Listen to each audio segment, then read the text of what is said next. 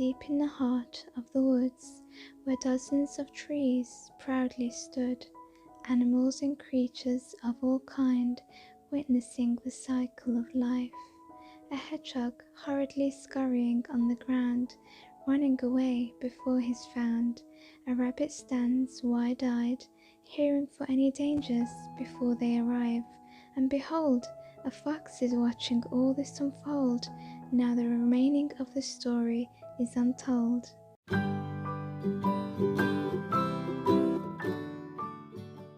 It's just another autumn day here in the UK. Today's video is part of a collaboration.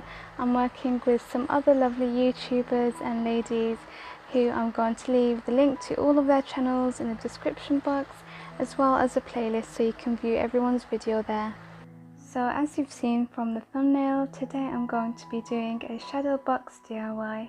The first thing that I'm going to do for this, seeing as it is a autumn box frame, I'm going to remove all of the glass and I'm going to spray paint it using this rose gold spray that I bought from Aldi. So once you open it up, you're going to have the frame, and then you remove the glass, and then you're also going to have a second frame. So I'm choosing to spray paint both of the frames. So I'm back now and my frame is all nice and dry.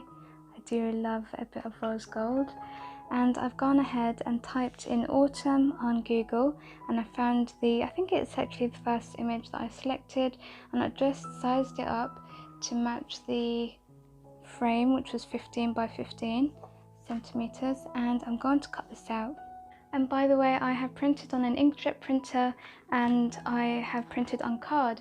Make sure you do use some card because it's much stronger, especially when we go in with some Mod Podge. You want it to be nice and strong and not rip. And the card that I brought is from Poundland. So I've got this all nice and cut, and I'm going to go in with some Mod Podge and stick that down to the board. So then just flip that over and stick it down, and then I'm just going to go over the actual printout with some Mod Podge on top. And I do this just because the colours stand out a lot more and it kind of looks more like a painting. You'll see, so right now it's quite dull, and the Mod Podge I'm using does give it a gloss because I'm using the gloss Mod Podge. So I prefer doing that, but you can just leave this as is if you like.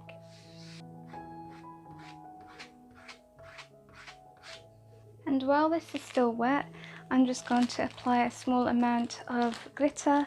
Again, this is optional, I really just love doing this. And I also add the glitter just because I like everything to be as magical as it can be when I craft.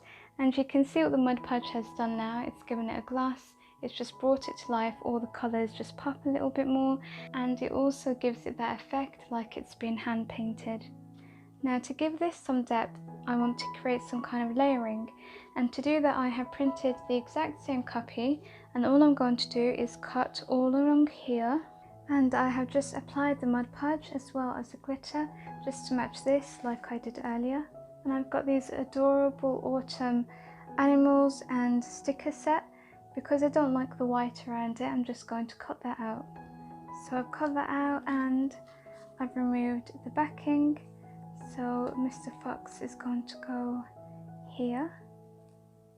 So I've decided to use these three animals and I've cut out all of the white. And because the hedgehog is pretty big in comparison to the fox, I'm going to place it nearer so that it seems in perspective. Even though this is a sticker, I'm not actually going to remove the backing because I don't need to. So if you don't have any stickers, you can just print these off Google really. And I'm using a small adhesive here just to give it some depth, so I'm placing that in the center, and then I'm going to place that on top, and I'm going to use a sticky pad on the rabbit as well, and I'm going to place that on top of the rabbit because he's going to hide here. Now to give our layer some stability, I'm taking a lollipop stick and applying some hot glue to that. Just turn it over. You can see now that's not flimsy anymore and you can work with it a bit better. So I'm turning my shadow box around and I'm going to put a line of hot glue in the middle, and that's where we're going to stick our second layer. And for the final touch, I'm taking this beautiful satin leaf trim and I'm going to cut off some of the leaves on there like this. I've also brought some of this sequins which I'm also going to use. So here's my handful of autumn things. I've also cut some berries off with some pliers. I'm going to place that in the front. Just try and slide it in.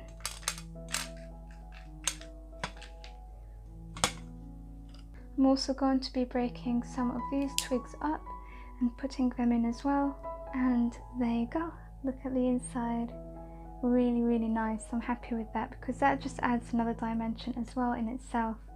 So all we have to do now is turn it around and then take your backing and just pop that in and then secure it. And here's the finished DIY. I think this DIY came out so cute. I love animals, I love nature, and this came together just beautifully. For this shadow box, I chose not to decorate the frame or the glass because I just didn't want it to look man-made. I sort of really wanted it to look like we are having a glimpse into a secret world in the forest. But I do have other shadow box ideas, so if you do like this one, make sure you give it a thumbs up, let me know in the comments, and if you don't want to miss out on all of my other crafts, make sure you are subscribed to this channel. Well, that's it from me, and take care of yourselves. Thank you all so much for watching. You know how much I love you guys and appreciate you all.